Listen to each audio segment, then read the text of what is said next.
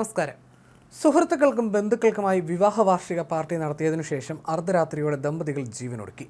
Nagpur Martin Nagar സ്വദേശികളായ 57-കാരൻ Jeril damson, ഭാര്യ 46-കാരി Annie എന്നിവരെയാണ് 26-ാം വിവാഹ വാർഷികാഘോഷങ്ങൾക്ക് ശേഷം വീടിനുള്ളിൽ മരിച്ച നിലയിൽ കണ്ടെത്തിയത്. ദമ്പതികൾക്ക് കുട്ടികളില്ലായിരുന്നു. മരണത്തിൽ ദുരൂഹതയില്ലെന്നും ആത്മഹത്യയാണെന്നുമാണ് പോലീസിന്റെ നിഗമനം. ആനിയുടെ മൃതദേഹം വീട്ടിനുള്ളിലെ കട്ടിലിൽ വിവാഹ വസ്ത്രം ധരിച്ച നിലയിലായിരുന്നു. മൃതദേഹത്തിൽ വെളുത്ത പൂക്കൾ വിതറുകയും ചെയ്തിരുന്നു. ജെറിലിനെ അടുക്കളയിൽ തൂങ്ങി മരിച്ച നിലയിലാണ് കണ്ടെത്തിയത്. ആനിയെ കൊലപ്പെടുത്തിയ ശേഷം ജെറിൽ ജീവനൊടുക്കിയതാണെന്നാണ് നിഗമനം.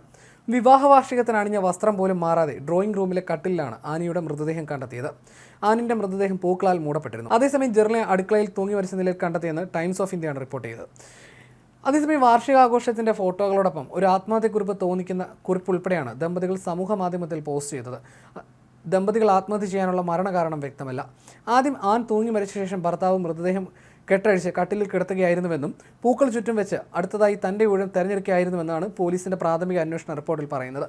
ദമ്പതികളുടെ അന്ത്യാഭിലാഷം പോലെ തന്നെ കൈകോർത്ത ഒരു ശവപ്പെട്ടിയിലാണ് ഇരുവരെയും ജെരിപത് കത്തോലിക്ക സെമിത്തേരിയിൽ അടക്കം ചെയ്തത്. പുലർച്ചെയാണ് ദമ്പതികളുടെ സമൂഹ മാധ്യമത്തിലെ പോസ്റ്റ് ഉൾപ്പെടെ ബന്ധുക്കൾ കാണുന്നത്. മുദ്രപത്രത്തിൽ തയ്യാറാക്കിയ അനൗപചാരിക വിൽപത്രവും സോഷ്യൽ മീഡിയ സ്റ്റാറ്റസും ഉൾപ്പെടെ 2 ആത്മഹത്യക്കുറിപ്പുകൾ ഇവർ സോഷ്യൽ മീഡിയയിൽ അപ്ലോഡ് ചെയ്തിരുന്നു. തങ്ങളുടെ മരണത്തിൽ മറ്റാരും ഉത്തരവാദികളല്ലെന്നാണ് കുറിപ്പിൽ വ്യക്തമാക്കുന്നത്. എന്നാൽ ആത്മഹത്യക്കുള്ള കാരണം വ്യക്തമല്ലെന്നാണ് പോലീസ് നൽകുന്ന സൂചന. തങ്ങളുടെ സ്വത്തുക്കൾ ഒരു പ്രശ്നവുമില്ലാതെ വിതരണം ചെയ്യണമെന്നും കുറിപ്പിൽ ഇവർ മുതിർന്ന ബന്ധുക്കളോട് ആവശ്യപ്പെടുന്നുണ്ട്. പോലീസ് നടപടികൾക്ക് ശേഷമാണ് ഇവരുടെ ആഗ്രഹപ്രകാരമാണ് ഒരേ കല്ലറയിൽ ഒന്നിച്ച് സംസ്കരിച്ചത്. ആനിയുടെ സോഷ്യൽ മീഡിയ സ്റ്റാറ്റസ് കണ്ട ഒരു ബന്ധുവാണ് മറ്റുള്ളവരെ വിവരം അറിയിച്ചത്. ബന്ധുക്കൾ എത്തി നടത്തിയ പരിശോധനയിലാണ് ഇരുവരെ മരിച്ച നിലയിൽ കണ്ടെത്തിയത്. അന്വേഷണത്തിന്റെ ഭാഗമായി ഇരുവരുടെയും ഫോണുകൾ പോലീസ് കസ്റ്റഡിയിലെടുത്തിട്ടുണ്ട്. കോവിഡിന് മുൻപ് ജെറിൽ പ്രമുഖ ഹോട്ടലുകളിൽ ഷെഫായി ജോലി ചെയ്തിരുന്നു. കോവിഡിന് ശേഷം ആവശ്യക്കാർക്ക് പലിശയ്ക്ക് പണം നൽകി വരികയായിരുന്ന വീട്ടമ്മയായിരുന്നു ആനി.